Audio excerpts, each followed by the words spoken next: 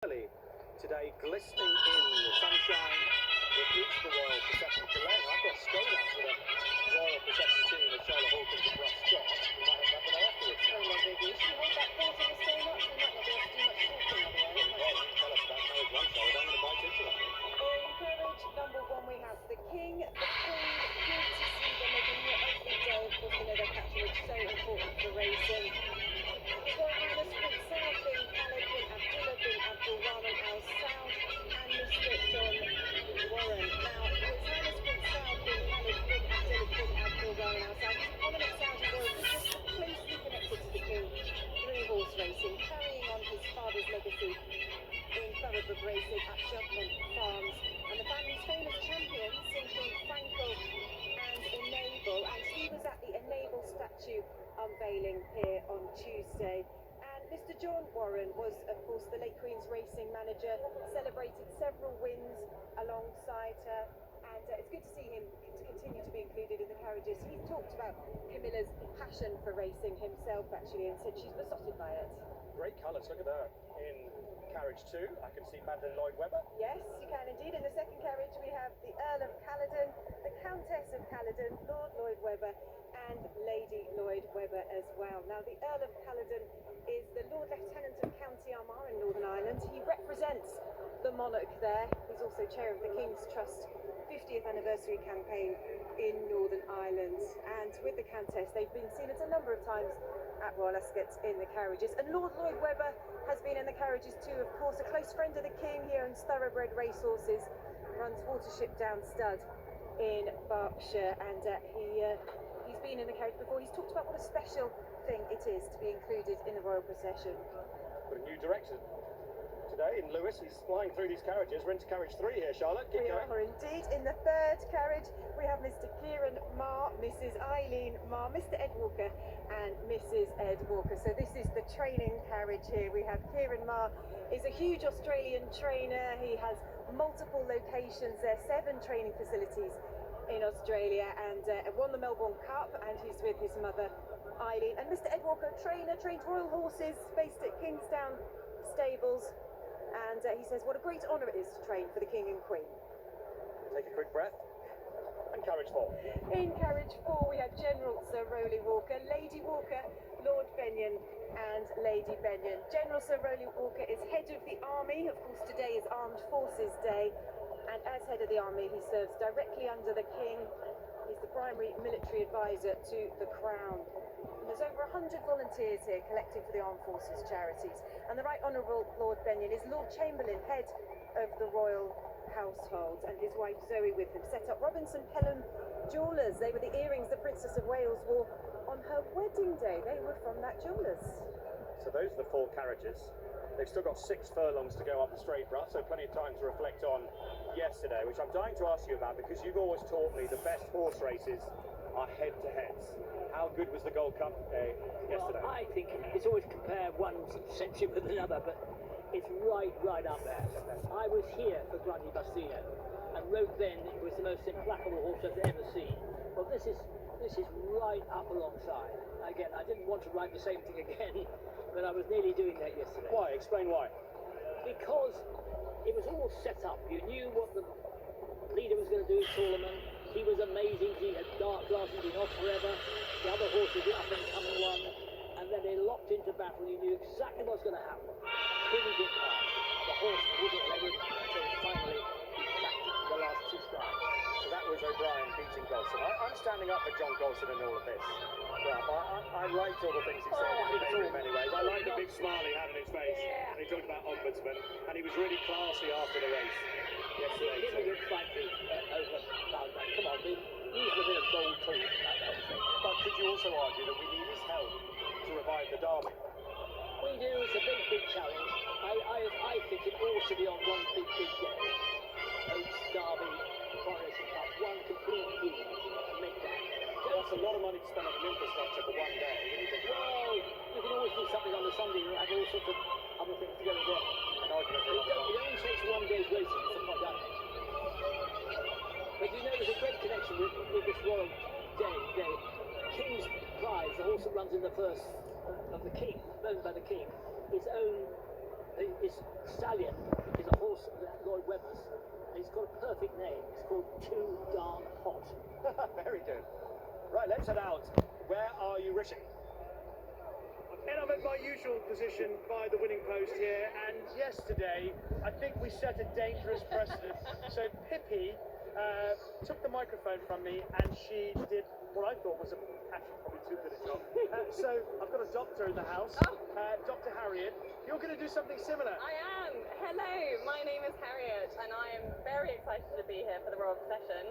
And I'm going to introduce the other people that are here with me. So here we go. This is Jenny, I'm Jenny Beattie, I'm a milliner, I'm Harriet's mum. And I'm here because I had a hat in the Ascot Collective, and so that's why this is here. And who have we got alongside? she's the best. Well, I'm Roger. I just facilitate all these people so Rishi can have a rest. Lovely. Hi, Roger. I'm Roz Phillips, I'm a talent exec, I work in TV. Fabulous. And anyone else over there? Anyone else want to introduce themselves? Do you want to introduce yourselves and why you're here? I'm Jules. I work for Invade, so we take young people to the races. Right, well, come on, take this back. Oh, go on. You guys are too good at this, huh? It's a lot harder than you think, this job. As we often make it look. Rishi, just excuse me one second. I've just taken a giant bite out of my sconut. You're right there, And Ed. I take it back. I take it back because I said the other day, JP wasn't pleased when I said you needed a very sharp knife to get into it. That's delicious. Very good. Who made them? Was it? Benoit Blin, the master patissier. That Good. beautiful combination of a scone and a donut. When Mark did, it Take looked one. like he needed a chainsaw. Maybe it was just the way he was holding the knife. I don't know. I can't possibly comment. It's very good. Look at the crowds. They just get bigger and bigger. Bigger and bigger the crowd. 69,082 Bigger and bigger. people here yesterday. 5.1% up on last year. I think over 1 million people watched the Gold Cup. What an advert for the sport that was yesterday.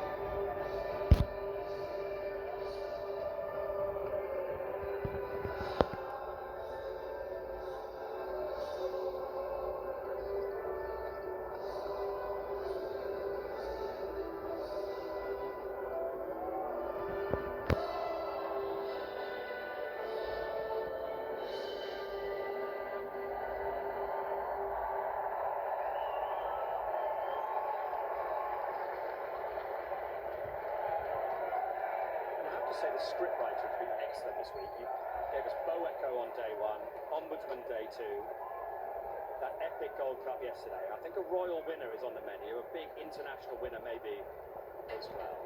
On what is, would it be fair to say, Charlotte Hawkins, Armed Forces Day here, one of your absolute favourites? It is. It's a really special one. So we are lucky. You know, we were talking to members of the armed forces earlier. They collect money for the charities that they're involved with that support those injured service personnel that are just so vital. And there's over 100 volunteers here, and many more members of the armed services are here because they're able to get discounted tickets from Royal Ascot. So it's really special that they're able to be included. And Brough, would you agree, when I talked about yesterday, that huge crowd that was here yesterday, up on last year, you saw everyone in the village, and the numbers watching on telly. If you were watching yesterday, you'd come back, wouldn't you? I mean, anyone who was here yesterday, having watched that Gold Cup, will come back racing, and hopefully people watching will continue to enjoy this meeting. I would very much hope so, because it is the best 5 days racing consecutive in the world, period. And it's quite a big place. Not many things in Britain you can say 100%. Everybody agrees it's the best. You see the noise often goes up a level or two on Friday, and then up a level or two again Wait for it. tomorrow as they enter into the paddock for the first time on day 4.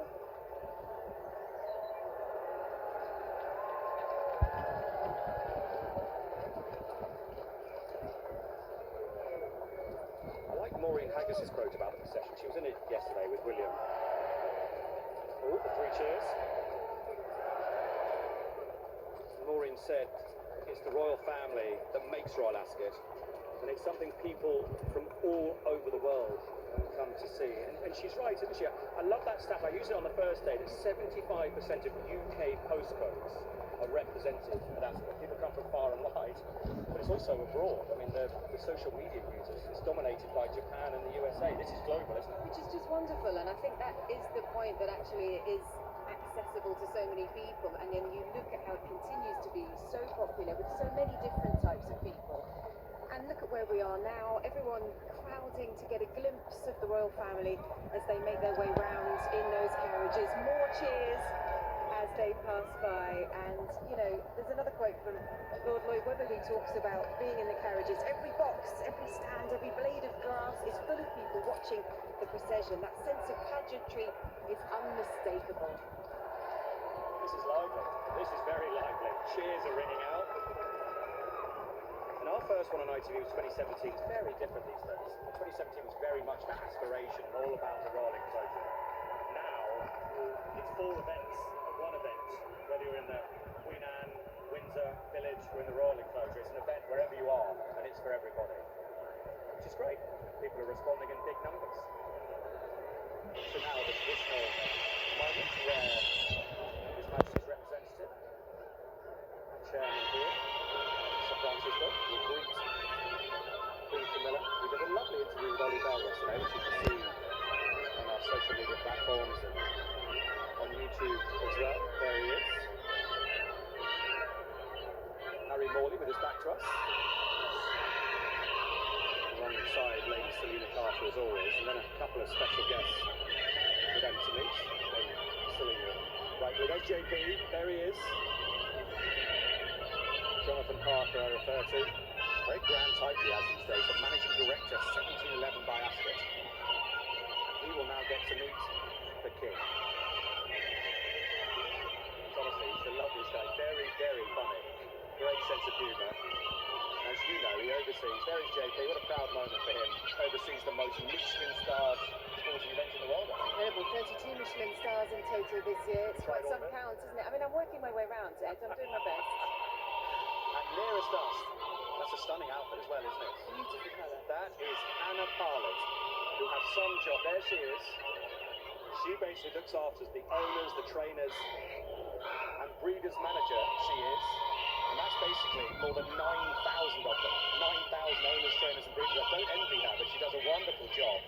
Because the experience here for owners and trainers is second to none. And it's so important. Owners, I mean, without the owners, we have no sport at all. And they get so well looked after here. Now she gets to meet Queen Camilla.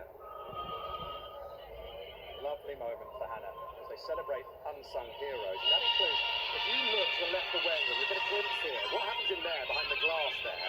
That's the winner's room. So when you win, you're a winning owner. You go through there and you're looked after, you watch the race back. And in there, you're looked after by Michael, who's a gem of a man, always smiling. And he retires after racing tomorrow from that job. Michael, from all of us, enjoy your next chapter. Now to a man with a big day ahead.